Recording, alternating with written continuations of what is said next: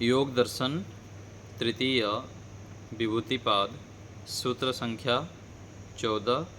सूत्र है शांत उदित व्यपदेश्य धर्मानुपाति धर्मी। शब्दार्थ शांत उदित अव्यपदेश्य धर्म अनुपाति। तो शांत अर्थात अतीत, उदित अर्थात वर्तमान, अव्यपदेश अर्थात अनागत, धर्मानुपाति धर्मों में वर्तमान रहने वाला जो पदार्थ है वह धर्मी है।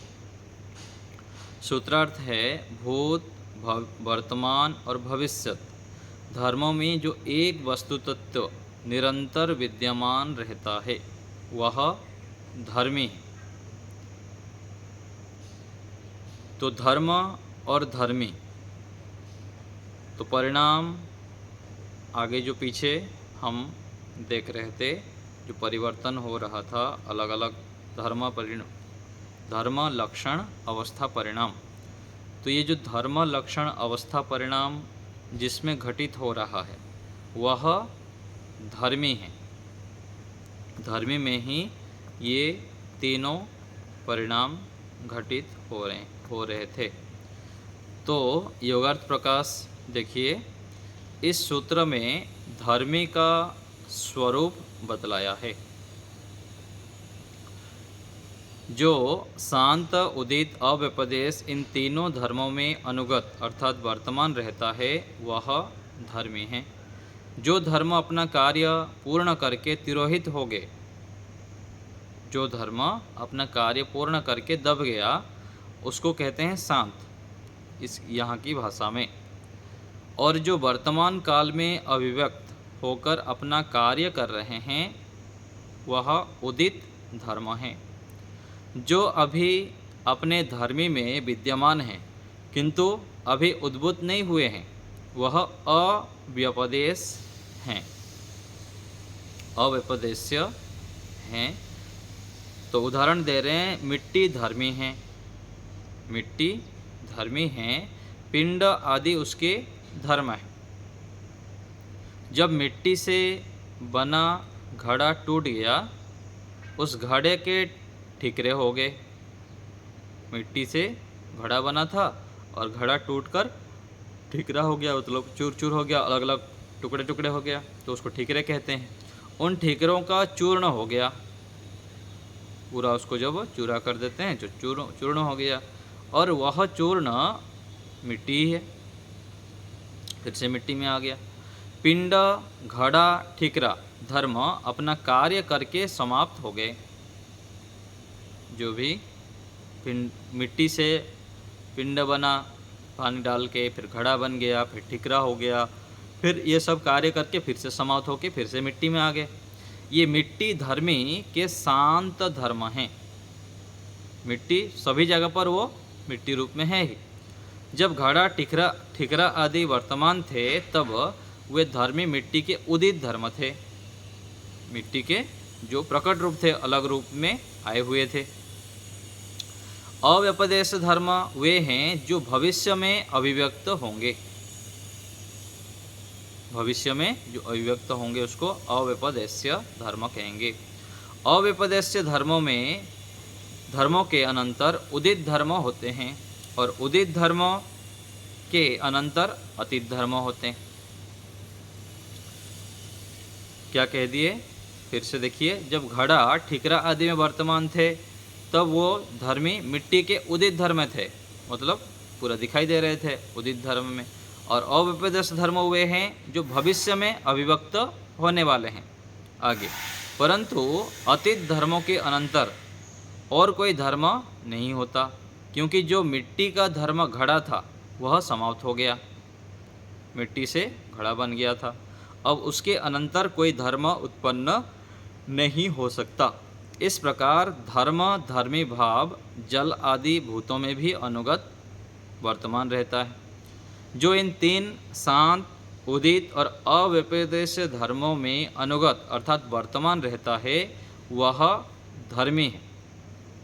तो इस सूत्र में धर्मी के विषय में कहना चाह रहे हैं, जो तीनों कालों में सब स्थिति में घड़े रूपी जो द्रव्य है घड़े में जब मूल मिट्टी से शुरू हुआ, फिर आगे घड़ा बन गया, फिर से ठिकरा बन गया, फिर उससे चूर्ण हो गया।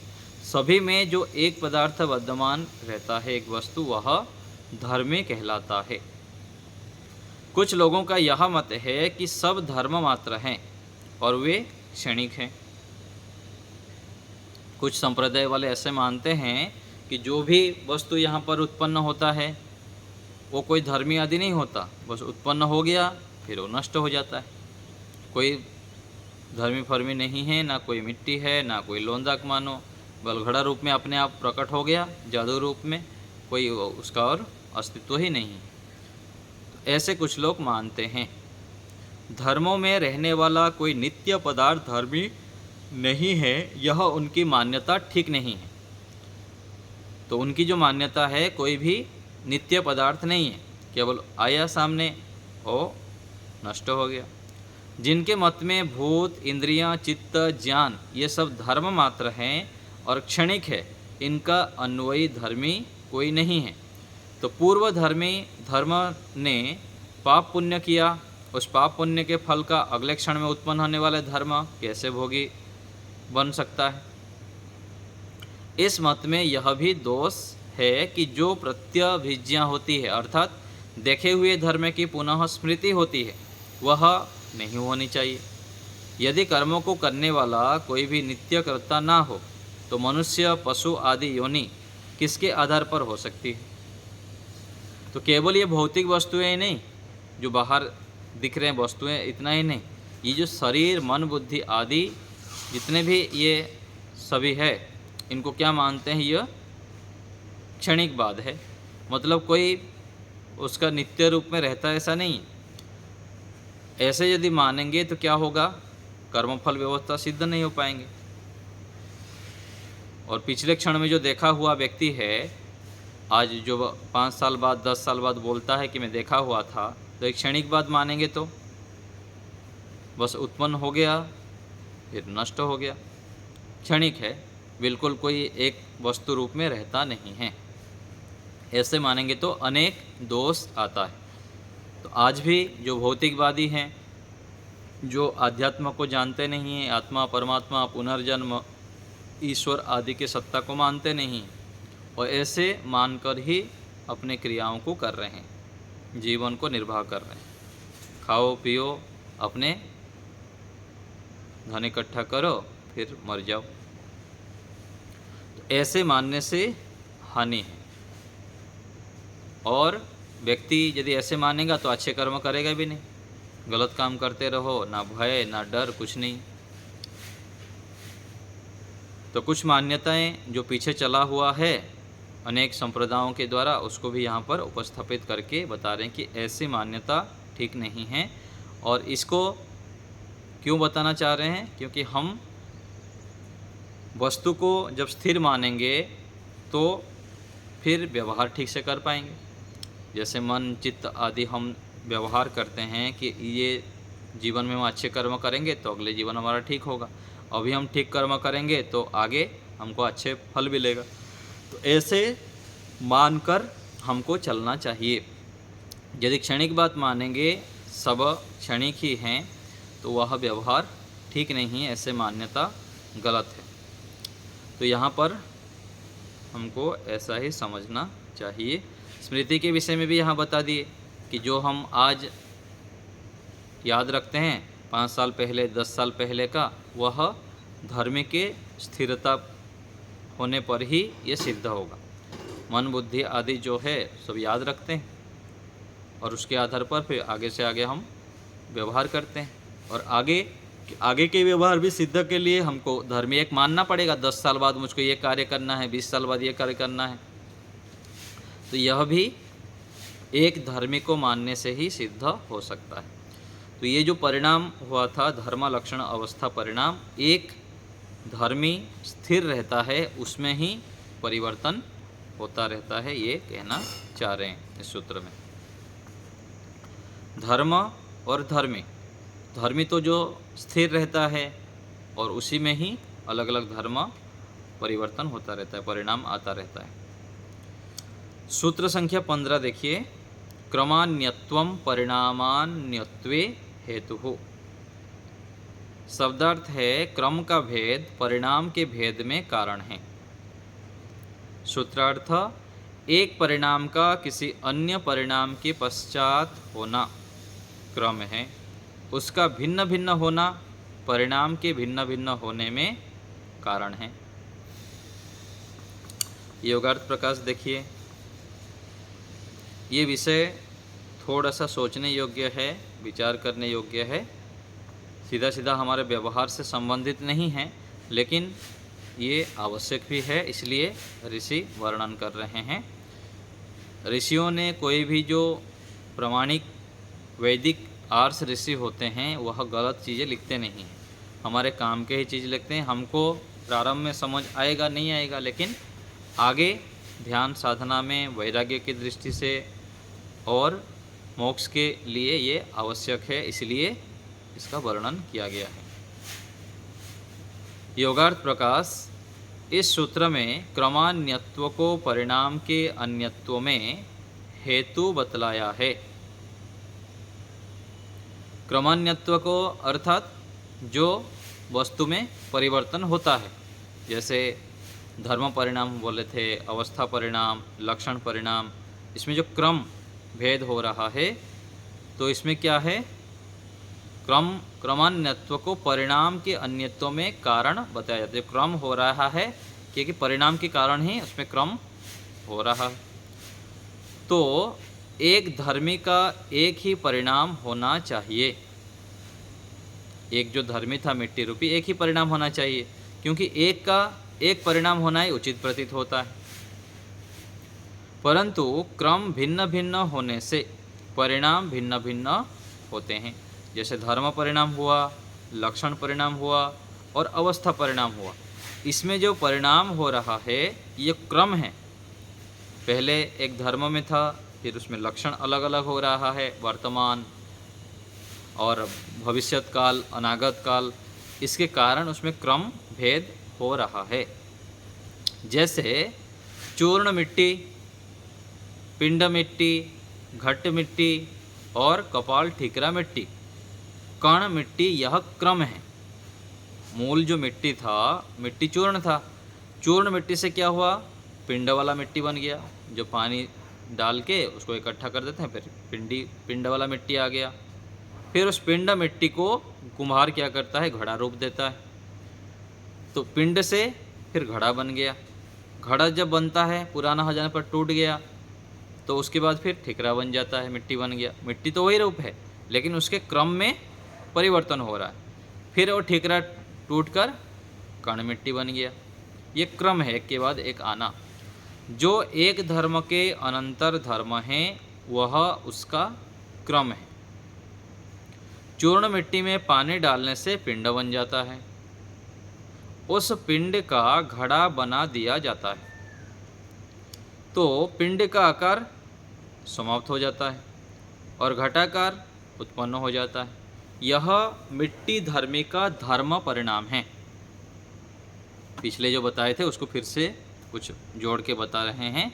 तो मिट्टी धर्म का क्या बताइए, वो धर्म परिणाम। घट का अनागत स्थिति में वर्तमान स्थिति को प्राप्त होना घट का लक्षण परिणाम है। पिछले जो पाठ में बताए थे, घट से फिर दूसरे जो आया वो लक्षण परिणाम हो गया। जब घड़ा चूर्ण होकर नष्ट हो जाता है तब कोई क्रम नहीं रहता, क्योंकि पूर्व परता में समानांतरता होती है। जिस घट में परिणाम आदि क्रम होते हैं वह ही नहीं रहा, तो क्रम भी नहीं हो सकता है जो परिवर्तन हो रहा है उसमें, क्योंकि अतीत का क्रम नहीं है। दो ही लक्षणों का क्रम होता है। नवीन घड़े का निर्माण करने के पश्चात उसमें धीरे धीरे पुरातनपन आ जाता है, घड़ा जीर्ण शीर्ण हो जाता है, यह अवस्था परिणाम है। यद्यपि यह नए से पुराना कैसे हो गया प्रत्यक्ष प्रमाण से नहीं जाना जाता। घड़ा हम रखा हुआ है 2 साल 5 साल 10 साल बाद, कब पुराना हो गया सीधा हमको दिख नहीं रहा है, कैसे कैसे पुराना हो रहा है। उसमें दिखते तो है, हमको दिखाई दे रहा है, हमारे सामने है, वस्तु है। घर में भी हम रहते हैं, कोई सामान भी खरीद के ले आए, गाड़ी मोबाइल सीधा तो हमको दिखता नहीं, कैसे कैसे सीधा एकाएक पुराना हो जाता है। प्रत्यक्ष रूप में वो पुराना होना दिखाई नहीं देता है, किंतु अनुमान से जाना जाता है कि ये पुराना हो गया। मोबाइल 2 साल पुराना हो गया, गाड़ी 5 साल पुरानी हो गई, घर हमारा 30 साल हो गया, तो अनुमान से पता लगता है। इसी प्रकार से अन्य पदार्थों में भी अवस्था परिणाम जान लेना चाहिए। प्रत्येक वस्तुओं में ऐसे धीरे धीरे परिवर्तन होता है। प्रायः व्यक्ति यह नहीं जानता है कि मेरा शरीर क्षण क्षण में पुराना हो रहा है और धीरे धीरे इसका विनाश भी हो जाएगा। यदि व्यक्ति इस बात को जान लेवे तो विवेक वैराग्य उत्पन्न हो सकता है। तो ये क्यों बता रहे हैं? ये जो अवस्था परिणाम, लक्षण परिणाम, धर्मी, धर्म, इसके पीछे बताने का यह उद्देश्य है कि ये जो धीरे धीरे हमारा शरीर पुराना हो रहा है, हम मृत्यु की ओर बढ़ रहे हैं। हम तो यहाँ जन्मदिन मना लेते हैं, बहुत खुशी मनाते हैं, लेकिन जितना आयु हमारी होगी उतना हम घट गया हमारा आयु, आगे तो हम मृत्यु के करीब जा रहे हैं, लेकिन व्यवहार में चलता रहता है, हम करते हैं। तो वैराग्य की दृष्टि से हमको सोचना है कि हर क्षण हमारा शरीर क्षीण हो रहा है, पुराना होते जा रहा है, ऐसे ही प्रत्येक वस्तु भी। यदि व्यक्ति इस बात को जान लेवे तो विवेक वैराग्य उत्पन्न हो सकता है और उससे समाधि भी प्राप्त हो सकती है। ये क्रम धर्म धर्मी के अंदर, ये जो क्रम है धर्म, ये क्रम धर्म धर्म के अंदर भेद मानने से होते हैं। धर्म भी धर्म होता है अन्य धर्म की अपेक्षा से। जैसे महत्त्व प्रकृति की अपेक्षा में धर्म है, परंतु अहंकार उसका कार्य होने से महत्त्व धर्म भी है। तो यहाँ पर अलग अलग जगह पर कोई धर्म बन जाता है और कहीं पर वो जो धर्म जिसको बता रहे हैं वो धर्मी रूप में भी उसमें कहा जाता है। जैसे उदाहरण लेंगे तो जैसे दूध है, दूध अपने आप में एक द्रव्य है। दूध से हम जब घी रूप में ले लेते हैं, दूध से दूध हो गया, दूध से घी रूप हो गया, फिर घी से जो मिठाई बना देते हैं तो मिठाई रूपी द्रव्य में वो अलग अलग फिर वस्तु हो जाते हैं। घी एक घटक हो गया, बूंदी एक घटक हो गया। पहले तो घी रूप में था, पहले दूध रूप में था, लेकिन अलग अलग परिस्थितियों में उसमें परिवर्तन भी होता रहता है, उसका वो अंग माना जाता है। जैसे मूल प्रकृति है, प्रकृति से महत्त्व बुद्धि बनती है, बुद्धि से अहंकार है, अहंकार से फिर पंचतन्मात्रा आदि बनते हैं। तो ये अलग अलग फिर परिवर्तन होते रहते हैं उसमें।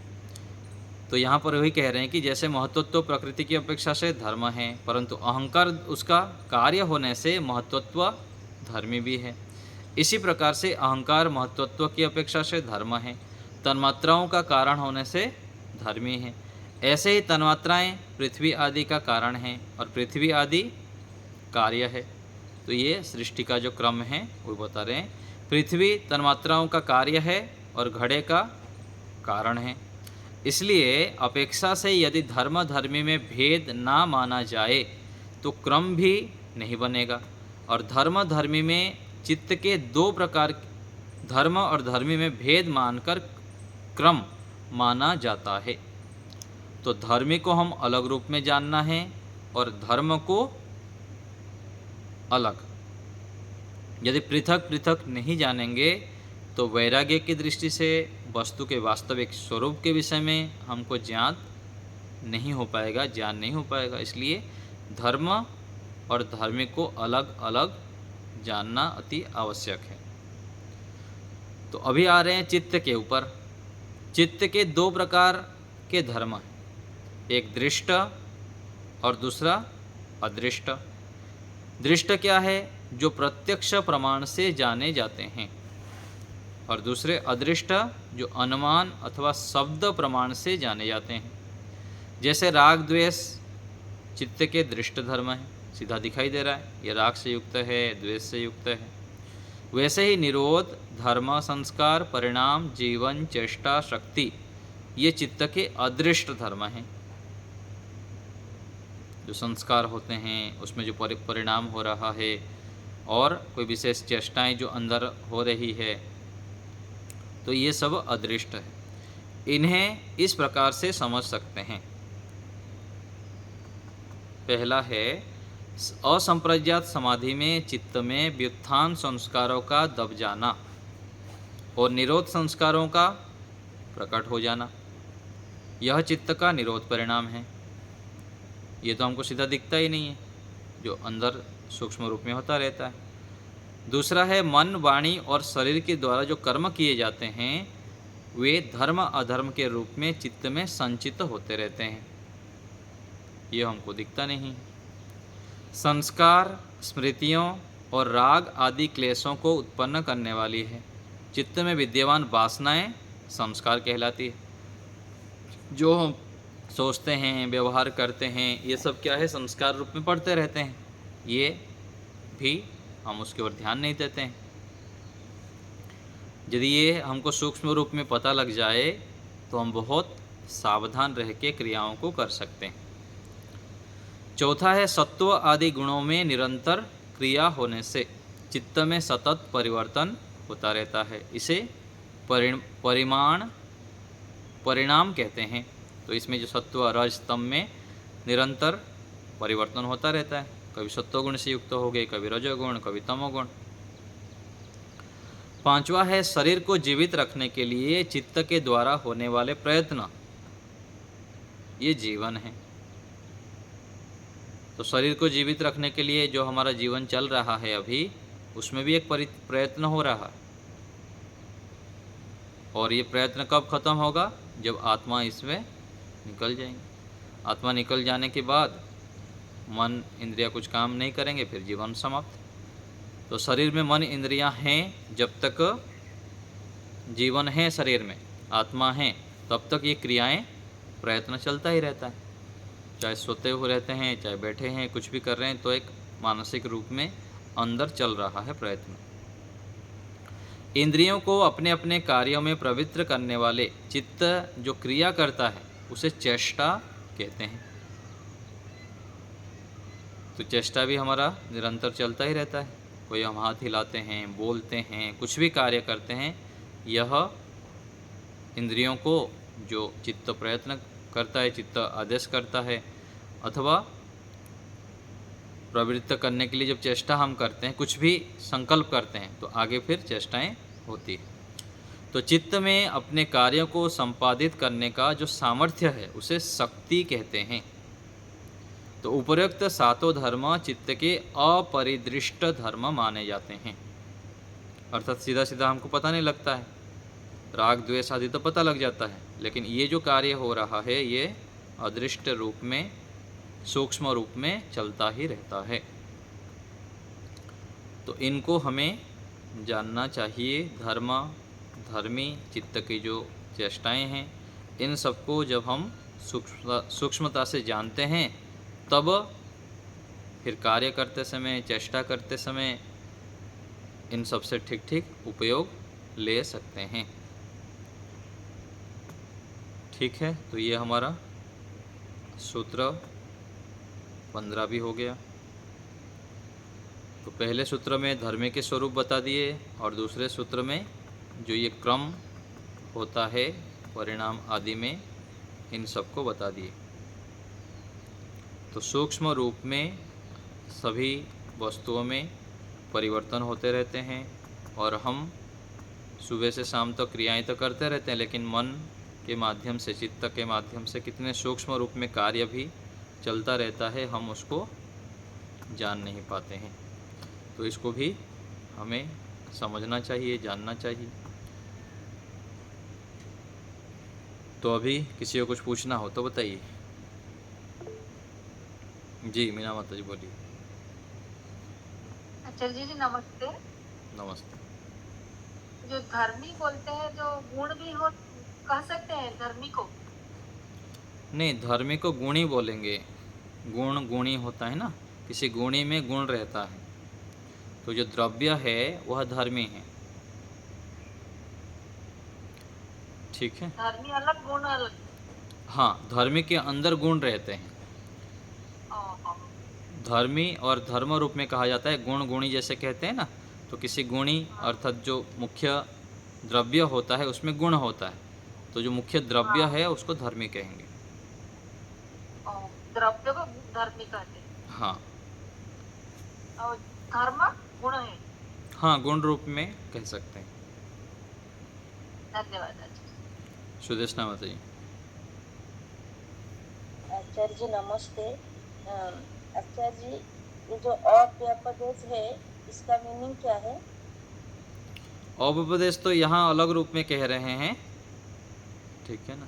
यहाँ पर जो कह रहे हैं कि जो अभी दिखाई नहीं दे रहा है, इस जगह पर जो कह रहे हैं ना अव्यपदेश के रूप में, शांत उदित, शांत अर्थात जो पीछे रहा वस्तु के धर्म, और दूसरा जो उदित अर्थात अभी प्रकट रूप में है, अव्यपदेश अर्थात अभी जो दिखाई नहीं दे रहा है, ओहो, आगे जो आने वाला धर्म है उसको अव्यपदेश के रूप में यहाँ पर कहा गया है। भविष्य में जो होगा। हाँ जी, हाँ जी, यहाँ पर। और ये जो आचार्य जी धर्म, धर्मी और धर्म, जो वस्तु का मूल जो है उसको परिवर्तन जो होता है उसको धर्म बोलेंगे। हाँ, परिवर्तन जो हो रहा है जी। तो मिट्टी अगर मूल है, मिट्टी को तो धर्मी बोलेंगे। जी। और जो खड़ा हुआ और ठेकरा हुआ ये सब धर्म है, मिट्टी धर्म, का ये जी। सब धर्म है। हाँ जी, हाँ जी। ये सब मिट्टी में रहता है। हाँ, मिट्टी के अंदर ही ये सब परिवर्तन होते हैं, मूल जो धर्मी हैं उसके अंदर ही ये परिवर्तन होते हैं। मिट्टी से ही लोंदा बन रहा है, मिट्टी से ही घड़ा बन रहा है, मिट्टी से ही फिर ठिकरा बन रहा है, ऐसे। तो हम ऐसे समझेंगे जो अपना चित्त है हम्म। वो चित्त में शांत धर्म भी रहता है और जो विफल धर्म भी रहता है। हाँ जी, हाँ जी, इस चित्त में भी ऐसा ही है। चित्त के तो शांत, चित्त तो अपना एक द्रव्य है, धर्मी है, उसमें भी शांत रूप में रहता है। कभी फिर उदित धर्म में अलग अलग जो अवस्थाएं आ रही है, कभी जो आया था ना चित्त के एकाग्रता परिणाम, समाधि परिणाम, ये सब आया था ना, ये सब उसमें उदित रूप में दिखाई देता है। और कुछ जो व्यपदेश्य है आगे आने वाला होता है, एकाग्रता परिणाम है, समाधि परिणाम है, तो उसमें वो परिवर्तन होते रहते हैं। तो यहाँ चित्त धर्मी हो और ये सब जो परिवर्तन हुआ उसको धर्म समझेंगे। हाँ जी, हाँ जी, इस रूप में। तो चित्त के अंदर ही ये सब परिवर्तन होते रहते हैं। और यहाँ पर बता दिए दृष्ट रूप में और अदृष्ट रूप में भी बहुत सारे परिवर्तन चित्त में होते रहते हैं। लेकिन सामान्य रूप से व्यक्ति को तो कुछ पता ही नहीं है। जब विचार करते हैं, शास्त्रों को पढ़ते हैं, फिर हमको कोई बताए, तब ये सब जो अंदर अंतर हो रहा है वो पता लगता है, हमको ज्ञात होता है। ठीक है। तो ऐसे ही ये जो शुक्र, कौन सा? शुक्र 15 में जो हम्म। बताए, जो क्षण क्षण में सब परिवर्तन होता है, हम्म। तो ये हमारा शरीर में भी परिवर्तन होता है, चित्त में भी परिवर्तन होता है। जी। अ, परिवर्तन ऐसे होता है, जो धर्मी है, धर्मी में परिवर्तन लगातार होता ही है, क्योंकि अनित्य पदार्थ में परिवर्तन स्वाभाविक है। चाहे बाह्य भौतिक जो जितने भी हम शरीर इंद्रिय भी भौतिक में ही आ जाएंगे, भूतों से ही बने हुए हैं, पंचभूतों से ही जितने भौतिक पदार्थ हैं प्रकृति से बने हुए हैं, सभी के अंदर निरंतर परिवर्तन होता रहता है। उस परिवर्तन को ही योगी अच्छे से जानता है और उससे कार्य जल्दी जल्दी सिद्ध कर लेता है। लेकिन ऐसे मालूम नहीं पड़ता। हाँ, वो ध्यान देने से पता लगता है ना, बुद्धिमत्ता पूर्वक जब वो ध्यान देते हैं तब पता लगता है। सामान्य रूप से व्यक्ति को पता नहीं लगता किस लिए हमारा जीवन हुआ है, क्यों मिला है ये जीवन। सामान्य रूप से व्यक्ति जाता है नौकरी धंधा में, आता है, खाने का समय ठीक नहीं, पीने का समय ठीक नहीं, खाना पीना सब अस्त व्यस्त रखता है। क्यों रखता है? क्योंकि उसको कुछ पता ही नहीं जीवन के विषय में। और जो शास्त्र को पढ़ता है, सत्संग करता है, स्वाध्याय करता है, फिर धीरे धीरे आगे बढ़ता रहता है, तो उसको बताया जाता है कि ऐसे जीवन जीना चाहिए, इस प्रकार नहीं जीना चाहिए, ये खाना चाहिए, नहीं खाना चाहिए। तो व्यक्ति को जो बताया जाता है, सिखाया जाता है, वो धीरे धीरे फिर आगे बढ़ता जाता है और भी उसको सत्य बात पता लगता है। फिर वो धीरे धीरे करके सत्य को जानता है और सत्य को जान के फिर ईश्वर की ओर बढ़ने के लिए प्रयत्न करता है, ईश्वर का ध्यान करता है। आचार्य जी, व्यक्ति के अंदर जैसा संस्कार रहता है वो तो ऐसे प्रेरणा देता है उसको। हाँ, उसमें जो संस्कार होते हैं ना, जो अच्छे संस्कार होते हैं, थोड़ा सा भी यदि कहीं पर आलम्बन मिल जाएगा तो अच्छे संस्कार जागते जाते हैं। जन्मों जन्मांतर से तो क्रियाएं हम कर ही रहे हैं ना, अच्छे बुरे कर्म करते हैं, तो जो संस्कार अधिक है, पीछे जो मेहनत किया हुआ रहता है, उसके आधार पर व्यक्ति को यहाँ पर फिर आलम्बन मिलने पर उस दिशा में बढ़ जाता है। और मान लीजिए किसी का कम है, अभी मेहनत करके फिर उसको बढ़ा भी लेता है वो। किसी का पीछे था, अभी बढ़ा रहा है उसको आगे, और किसी का कम था पीछे से, लेकिन अभी वो किसी कोई अच्छे व्यक्ति मिल गए, अच्छे संग मिल गया, तो फिर अच्छे की ओर बढ़ जाता है वो। तो अच्छे को बढ़ाते बढ़ाते वो फिर आगे बढ़ जाता है, बहुत अधिक आगे बढ़ जाता है। धन्यवाद आचार्य जी। तो जितना हम जागरूक होते हैं, सतर्क सावधान होते हैं और इन सब विषयों को जानते हैं, तो व्यक्ति फिर दुख को दूर करने के लिए प्रयत्नशील होता है। जब व्यक्ति को जब तक दुख नहीं देखता है, दुख नहीं दिखता है, तब तक वो दूर करने के लिए प्रयत्न नहीं करेगा। और भौतिक वस्तु में जब सुख दिखता रहता है, व्यक्ति फिर सुख भोगता रहता है, आगे भौतिक साधनों का प्रयोग करता ही रहता है। और जब ठोकरे खाते खाते खाते जराजीर्ण हो जाता है, पूरा रोगी हो जाता है, बीमार हो जाता है, चारों ओर ठोकरे खाता है, फिर आके परमात्मा के चरणों में गिरता है, फिर अच्छे व्यक्तियों के संग ढूंढता है, फिर ध्यान के शरण में आएगा। सामान्य रूप से जिसके संस्कार अच्छे हैं अथवा थोड़ा सा अच्छे सत्संग आदि मिल गया, वो सुधर जाता है पहले से।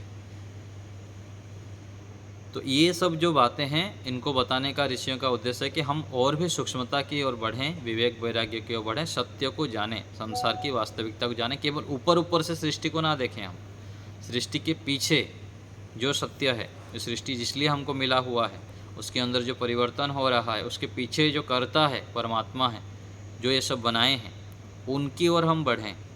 और उनकी ओर कब बढ़ेंगे? जब इन सब भौतिक वस्तुओं की अनित्यता हमको समझ में आएगा। शरीर है, धीरे धीरे जराजीर्ण हो जाएगा, कोई वस्तु है वो भी जीर्ण शीर्ण हो जाएगा। ऐसे जब हमको दूरदृष्टि होगी, तब व्यक्ति फिर उससे आगे जो आगे की कमाई है उसके वो करने लग जाता है। हर्ष जी हाथ उठाए हैं, बोलिए। आचार्य जी, नमस्ते। आचार्य जी, तन मात्राएं क्या होती हैं तो उसके बारे में बताइए। तन्मात्राएं, ये जो भौतिक वस्तुएं बनती है ना, पृथ्वी जल अग्नि वायु आकाश, जो ये पंचभूत कहते हैं, उसका जो कारण है उसको तन्मात्रा कहते हैं। तन्मात्रा से ये पंचभूत बनते हैं। सांख्य दर्शन में, कारण कहते हैं। सांख्य दर्शन में आता है ये सृष्टि कैसे बनी हुई है। तो मूल सत्व रस तम होता है। सत्व रस तम 3 द्रव्य है।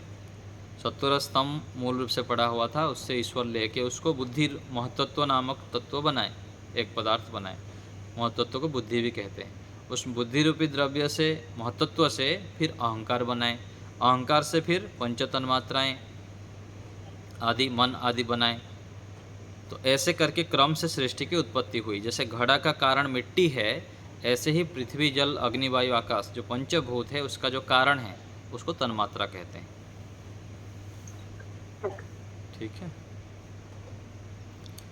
चलिए अभी थोड़ी देर के लिए हम ध्यान करेंगे।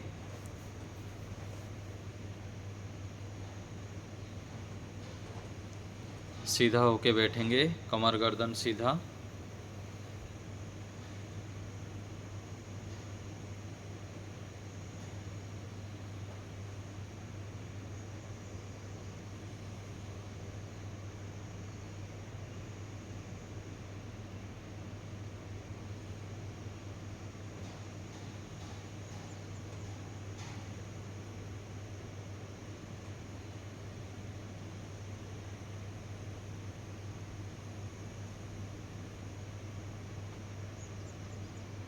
आँखों के सामने घनघोर अंधकार की स्थिति।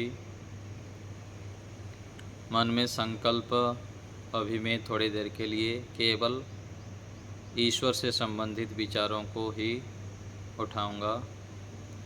ईश्वर की महती अनुकंपा से हमको यह ध्यान करने का सुअवसर प्राप्त हुआ है।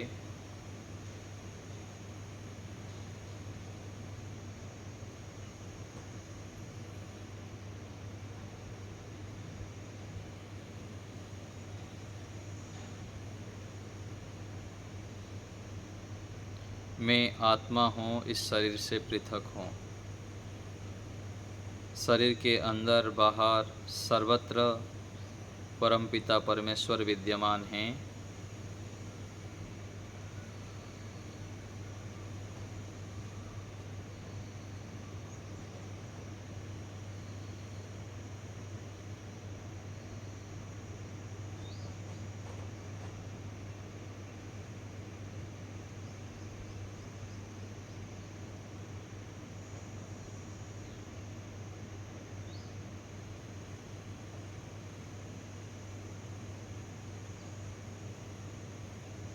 अब हम 3 बार ओम का उच्चारण करेंगे गहरी श्वास भरते हुए, अर्थ विचार पूर्वक मन में ईश्वर के कोई भी एक गुण को लेकर अर्थ विचार रहेगा और लंबे स्वर से ओम का उच्चारण श्रद्धा समर्पण पूर्वक ईश्वर की उपस्थिति, ईश्वर चेतन हैं यह भावना हमें देख सुन जान रहे हैं।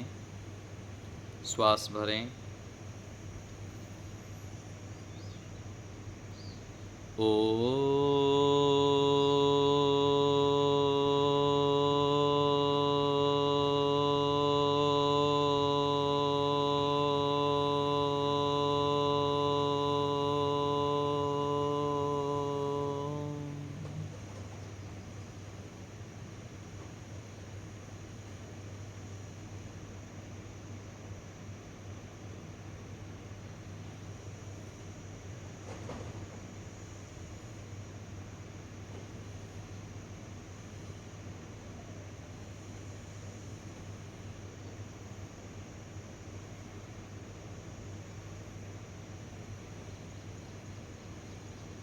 पुनः श्वास भरें।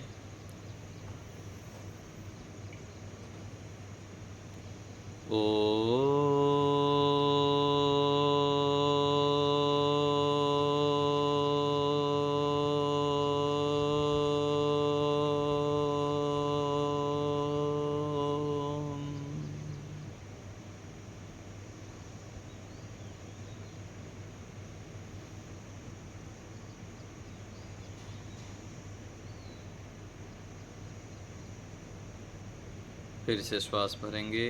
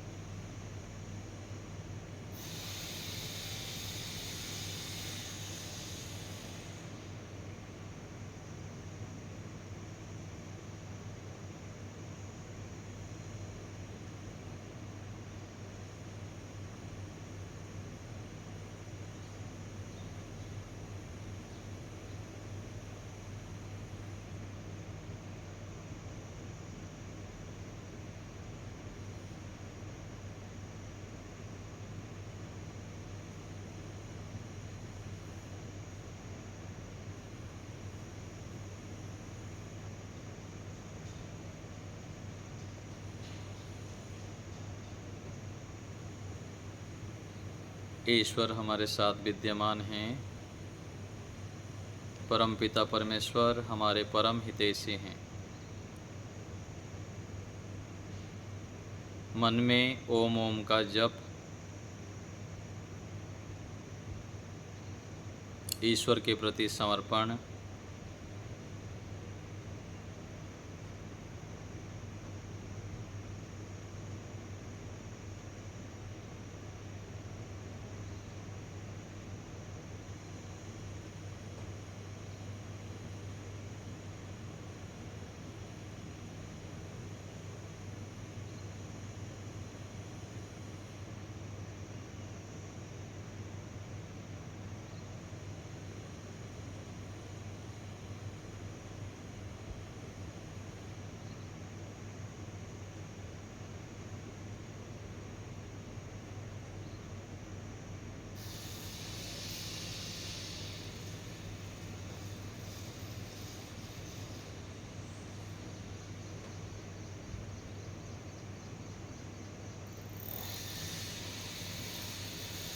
जैसे हम किसी बड़ों के सामने बैठते हैं, हमारे सामने कोई बैठता है तो हमारे मन में यह रहता है कि मुझे कोई देख रहा है, कोई मेरी बात सुन रहे हैं, सोच के हम उनको बोलते हैं। ऐसे ही परमपिता परमेश्वर चेतन हैं, सर्वव्यापक हैं। हम मन में जो भी प्रार्थना कर रहे हैं, स्तुति कर रहे हैं, वह परमेश्वर जान रहे हैं।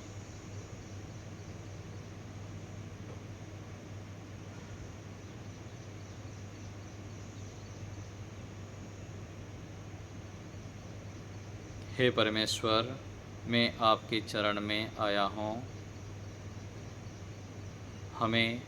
मुझे सद्बुद्धि दीजिए, सद्ज्ञान दीजिए। आप मेरे हैं, मैं आपका हूँ।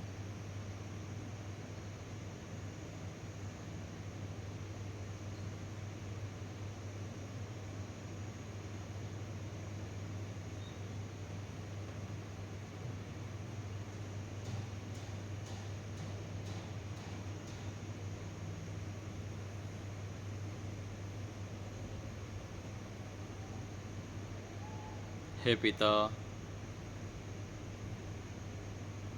मैं अज्ञानता के कारण चंचल हो जाता हूँ, राग द्वेष आदि से युक्त हो जाता हूँ।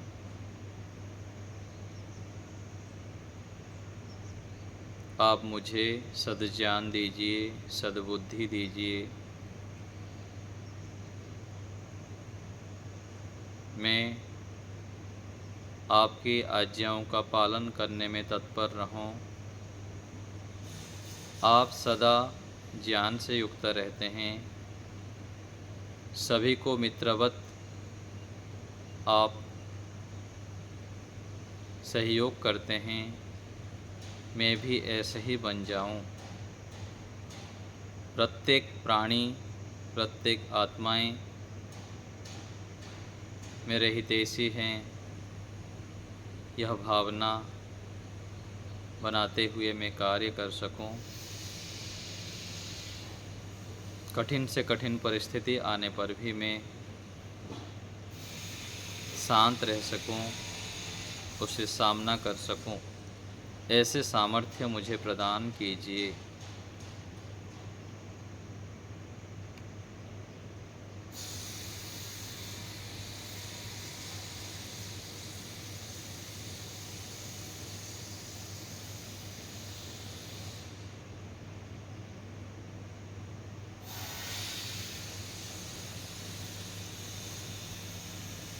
मन में सूक्ष्म रूप में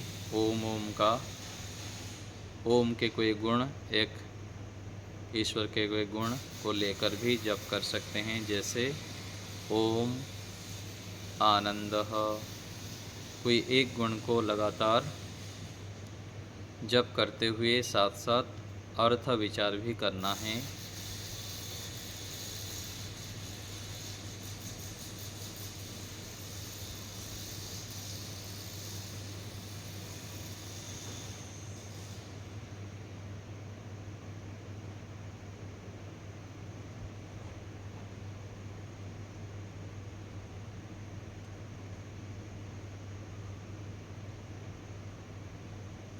पुनः हम 3 बार ओम का उच्चारण करेंगे।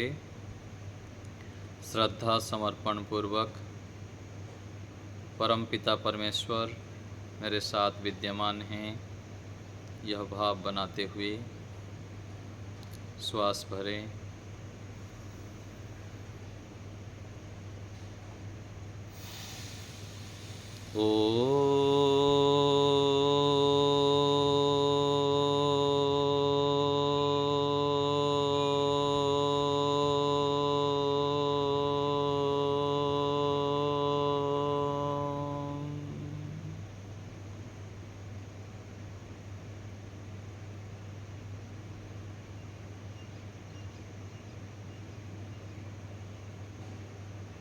पुनः श्वास भरें।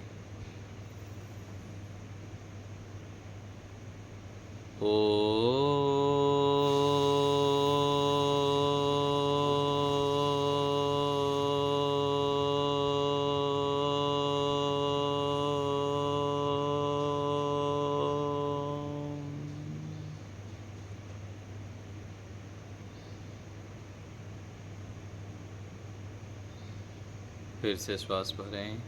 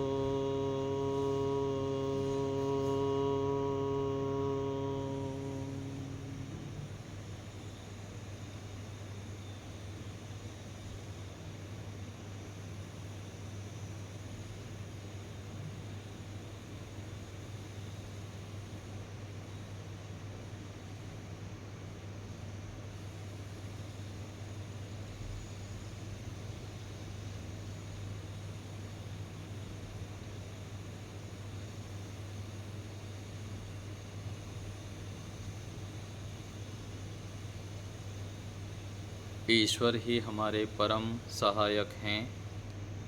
आज जो भी हमारे पास है, हम अपना अस्तित्व बताने में समर्थ हो रहे हैं कि मैं ज्ञानवान हूँ, धनवान हूँ, मेरे पास इतना बल है। सबका आदि स्रोत परमेश्वर है। ऐसे भाव रखते हुए ईश्वर के प्रति पूर्ण समर्पण।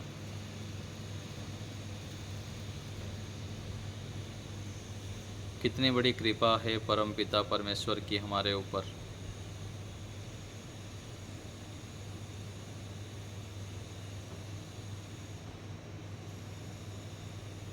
हे प्रभु, आप ही मेरे हैं।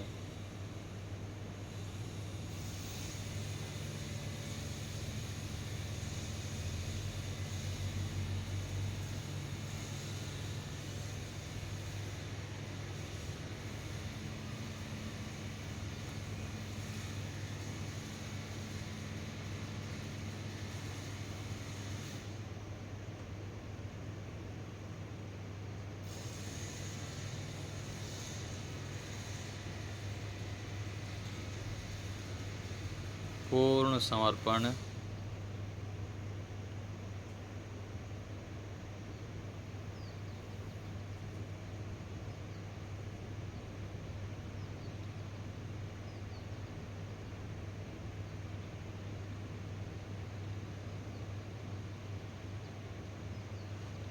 अब हम विराम की ओर चलेंगे।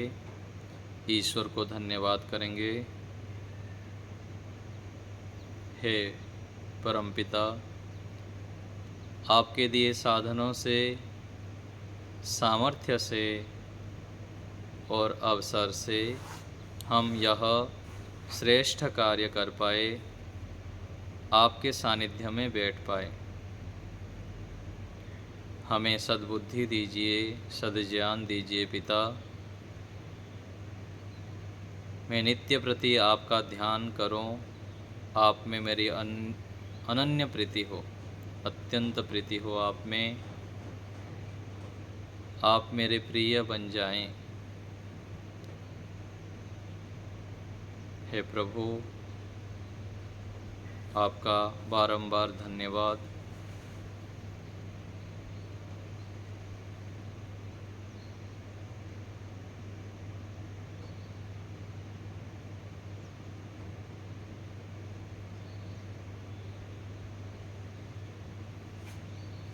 मन ही मन ईश्वर के चरणों में नतमस्तक होते हुए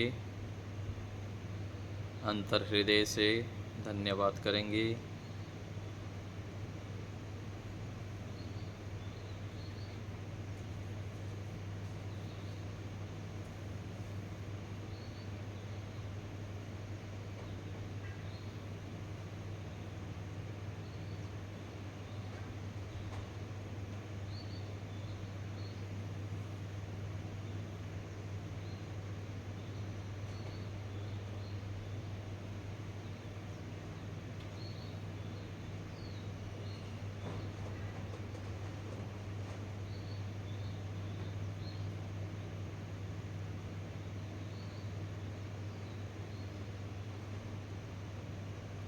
अब विराम देंगे।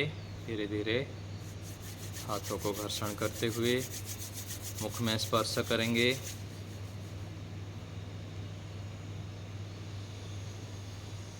दोनों हाथों के बीच में पलक झपकते हुए धीरे धीरे आँखों को खोलेंगे। जो लंबा ध्यान करना चाहे वो आगे भी कर सकते हैं। यहीं विराम देते हैं हम।